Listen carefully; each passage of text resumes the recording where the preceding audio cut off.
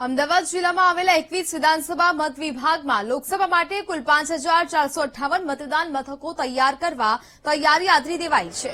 જે કાર્યવાહી અંતર્ગત અમદાવાદમાં મતદાન માટે ઈવીએમ વેરહાઉસથી સ્ટ્રોંગ રૂમ ખાતે મોકલવામાં આવ્યા અને આજથી 3 દિવસ ચાલનારી આ પ્રક્રિયામાં રાજકીય પ્રતિનિધિઓની હાજરીમાં રેન્ડમાઇઝેશન કરવામાં આવ્યું છે। ઈવીએમ મશીન સાથે ધારાધોરણ સહિતના વીવીપીએટી મશીનોની પણ ફાળવણી કરવામાં આવશે। મતદાન મથક તેમજ ઝોન પ્રમાણે અધિકારીઓને ઈવીએમ મશીનની ફાળવણી કરવામાં આવશે। અમદાવાદ પૂર્વ, અમદાવાદ પશ્ચિમ, ગાંધીનગર, ખેડા અને સુરેન્દ્રનગર લોકસભા બેઠકના ઈવીએમ અને વીવીપેટનું વિસ્તરણ થશે અને બાદમાં મતદાનની તારીખ પૂર્વે દરેક વિધાનસભા બેઠકને ફાળવવામાં આવેલા કુલ ઈવીએમ વીવીપેટનું ફરીથી સેકન્ડ રેન્ડમાઇઝેશન કરવામાં આવશે અને બાદમાં કયા નંબરનું યંત્ર કયા મતદાન મથકે જશે તે નિર્ધારિત કરવામાં આવશે।